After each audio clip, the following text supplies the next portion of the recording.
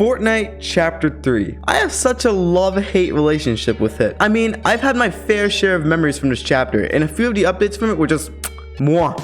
Absolutely lovable and game-changing, such as zero build and sprinting mechanics. However, there's also the dead and boring side to this chapter, as LTM disappeared, map changes weren't up to par, and so much more. With so many variables at play here, let's simplify this argument about Chapter 3 by diving into all 4 of the seasons, and then gathering the information needed to confirm whether this chapter was good or bad. Let's jump right into it with Chapter 3 Season 1. Now, point of view, it's the winter season of 2021, and a new Chapter 3 island just dropped. Now, looking at Chapter 3's map for the first time, I gotta applaud Fortnite for doing an amazing job. There were a total of 3 different bombs to start with, which is already the most bombs we've ever had for a base map in Fortnite history, and the game just felt vibrant and varied. This gets better once we dive into the main topic of Season 1, which was the game-changing mechanic and mobility of sliding. At first, I remember seeing this mobility and feeling overwhelmed for the future of gameplay, but here I am in 2024 sliding into people's boxes just like their DMs.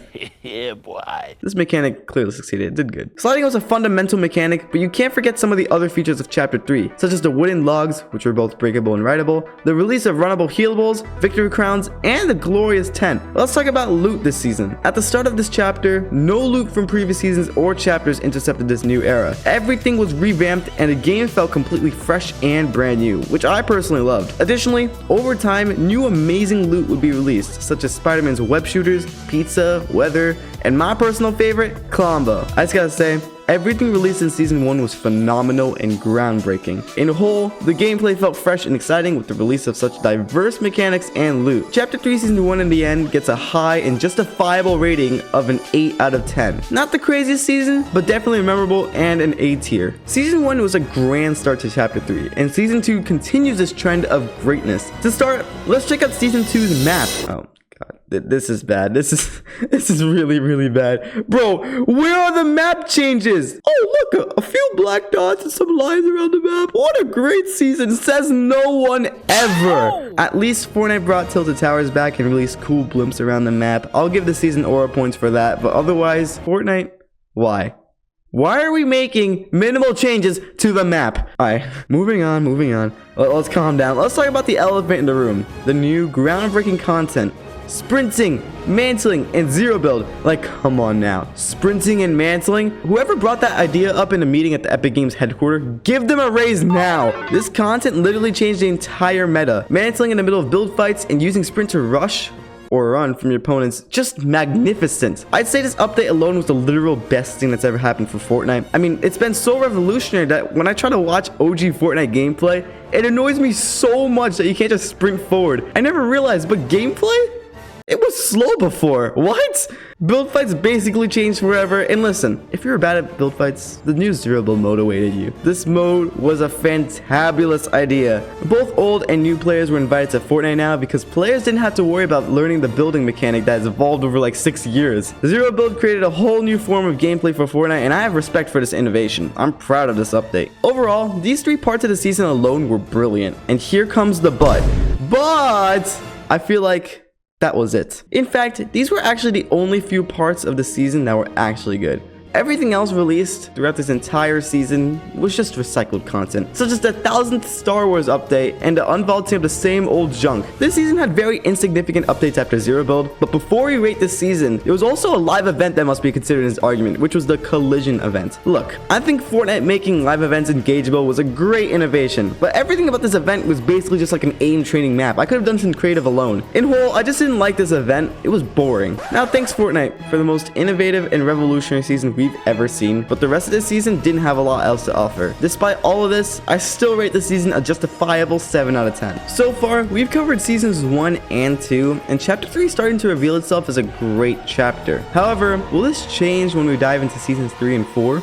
Let's find out. Chapter 3 Season 3 launches at the start of summer, leading to the second half of Chapter 3. This season, we were introduced to a whole new biome. Finally, a decent map change. I love this purple biome and the humongous tree in the center and the Rave Cave POI on the side of it all. Additionally, older POIs made a return variably in each game, such as Colossal Colosseum, such as Colossal Coliseum, that's how you say it, Lazy Lagoon, Tilted Town, and Coral Castle. Adding on, content-wise, Star Wars came back for the second time in one chapter, and Fortnite had a content-packed anime collaboration with Dragon Ball Z, which I'm gonna say it was pretty cool. We also had the summer event, which was honestly one of the worst summer events of all time, but that's pretty much it for Chapter 3 Season 3. The rest of the content release was neglectful, honestly. Season 3's vibe and theme was indeed very chill and relaxing, but maybe too relaxing, like a vacation for Fortnite or something, since the changes and content updates were pretty unimportant. To rub salt in the wound, even the meta was disliked. Don't think I forgot about the reality seeds, which were crazy OP as people farmed gold and mythic rarity loot. And a 2-shot shotgun, don't get me started, this was dookie AF, not gonna lie. I don't know. This season wasn't exactly the best. It gets a 5 out of 10, just straight up mid. Get out of here. Final season on this list. Chapter 3, Season 4. Now, before we go on, is it just me, or should Fortnite make longer chapters? Let me know in the comments, because I don't like how fast this video is going. Anyways, taking a glance at the map changes, we surprisingly have 2 new biomes. The yellow burnt grass looking biome, and my favorite, the chrome biome. The chrome splash and chrome mechanic is absolutely brilliant, although I think it was inspired by Splatoon. You can heal with it, upgrade weapons with it, and weirdly phase through objects with it. Additionally, the goo gun, being the most unique gun in the entire chapter in my opinion, was released, which I've had a load of fun with. The Halloween update also happened this season, where Shifty Shaft shifted into Grim Gables, and there was like a weird concert with wolves and tigers or something. I don't know what was going on. I have no clue why Halloween became such a happy and exciting party. Like, what was going on? I guess the Howler Claws were pretty cool in my opinion. There was a new Octane car and a dial drop item in Fortnite, and for some reason Fortnite can't get over Star Wars as they release it for the literal 3rd time in one chapter. Fortnite, what is up with you in Star Wars? Just, we get it. Oh my god. Otherwise, that's all the content of Season 4. Pretty garbage, I'll be honest. The only cool parts of the season was Chrome and the goo gun, but that's all the content of Season 4. Even the live event wasn't cool. It was a 40-minute waste of time as we were quite literally playing some Escape the Obby Roblox creative map or some garbage. Fracture was a literal disappointment, let's be honest. The meta of the season was cool. I liked Chrome, I liked the goo gun. New bombs are always a blessing, but on the surface, that's pretty much it. I'm sorry, this season gets a 4 out of 10, which I think is a generous and kind enough rating. Have you gotten a taste of my love-hate relationship with Fortnite Chapter 3? You probably did. Hearing me go back and forth between how wonderful some of the content was, especially in Seasons 1 and 2, and how it all downhills to absolute hatred and boringness in Seasons 3 and 4. Here's my honest opinion after gathering this information. This chapter was mid. Not good, not bad either.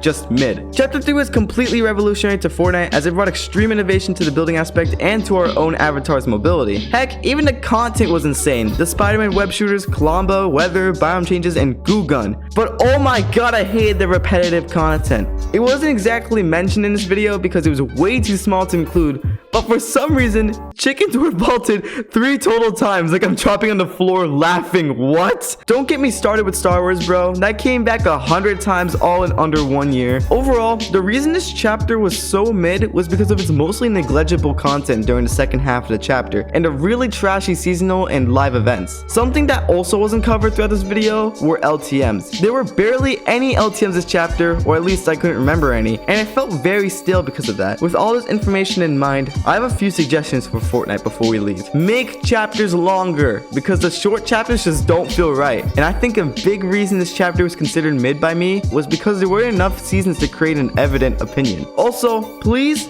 return good live events and storyline content. It feels like Fortnite hasn't put too much emphasis into live events anymore, and storyline wise, Fortnite's challenges shouldn't be the only thing discussing the lore. And finally, Fortnite, please bring back LTMs. We're all bored out of our minds. By the way, here's why Fortnite decided to cancel LTMs. Subscribe to this channel, let me know your thoughts about Chapter 3 in the comments. That's my opinion, and peace out.